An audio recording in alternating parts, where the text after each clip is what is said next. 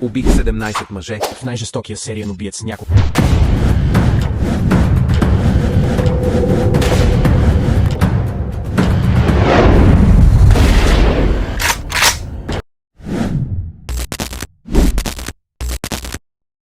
Убих 17 мъже и се превърнах в легенда. Аз, Джефри Дамър, израснах в малък град в Уисконсин.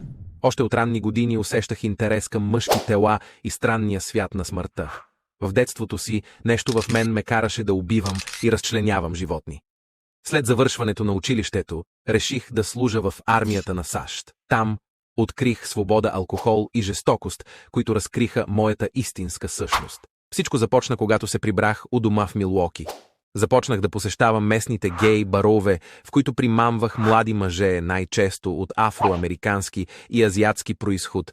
В моя мрачен и малък апартамент най-често им казвах, че ще им платя солидна сума пари просто за еротични снимки. Но щом престъпеха в моя апартамент, те вече бяха загубени. Упоявах ги и след това ги изтезавах по изключително жесток начин. Любим метод ми беше душенето или намушкването. След това правех нечувани неща с телата им, едно от които беше некрофилия. Разчленявах ги. От някой запазих черепите, от друг запазих сърцето, от някой дори се хранех. Това бяха скъпи трофеи за мен от частите, които не представляваха интерес. За мен разтварях в киселина и изсипвах в тоалетната.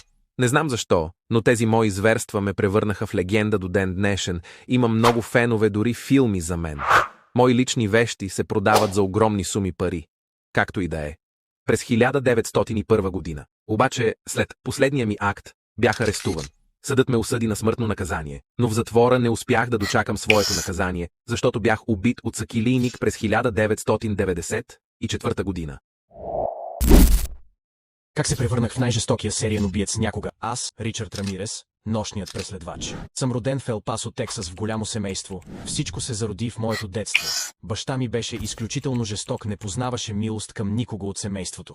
Дори веднъж спах в местното гробище, за да се скрия от него. След като израснах малко, намерих приятелско рамо в моя братовчет Майк. Той беше убиец и насилник. Но това не ме притесняваше. Бавно и леко той ми показваше пътя до чудовището, в което щях да се превърна. Точката ми на пречупване беше, когато Майк застреля съпругата си в лицето пред мен, просто заради един от поредните им скандали. Тогава се роди нощния преследвач. Тинейджърството ми започна с дребни престъпления.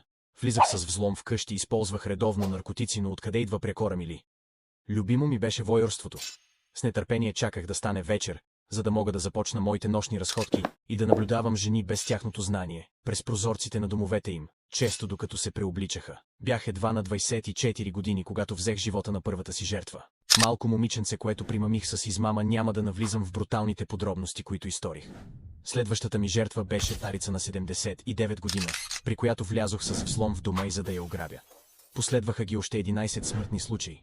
Докато разследваха тези престъпления, властите са много объркани, дори опитни детективи бяха шокирани от жестокостта на моите случаи. Аз не действах като другите убийци, нямах точно определен тип жертви, нямах любимо оръжие, нямах определен метод. Всяко мое престъпление беше уникално по себе си.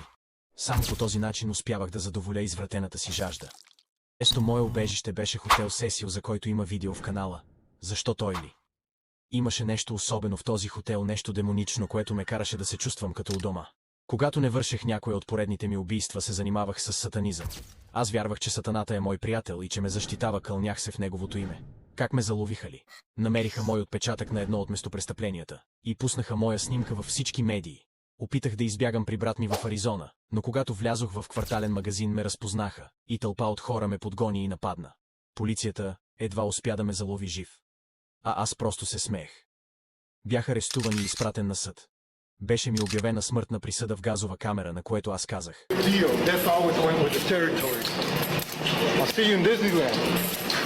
не знам как и защо, но имах изключително много любовни писма от фенки в затвора.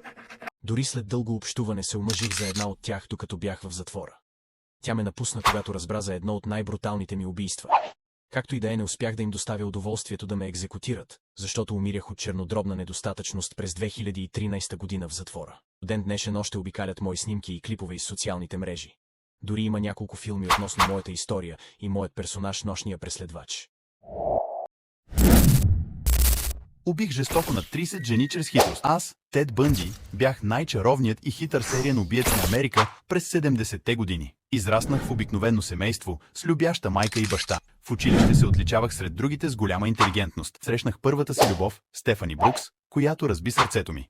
Тогава нещо в мен се пречупи, записах в университет и станах брилянтен психолог и мечтания мъж, дори вече имах съпруга. Но това беше само на повърхността. Аз криех дълбока тайна. Бях започнал да убивам млади, красиви жени. Бях изключително хитър и манипулативен. Най-често се преструвах, че имам счупена ръка и ги карах да ми помогнат с нещо близо до моята кола, а щом застанеха пред мен, ги удрях по главата с лост и ги набутвах в багажника си.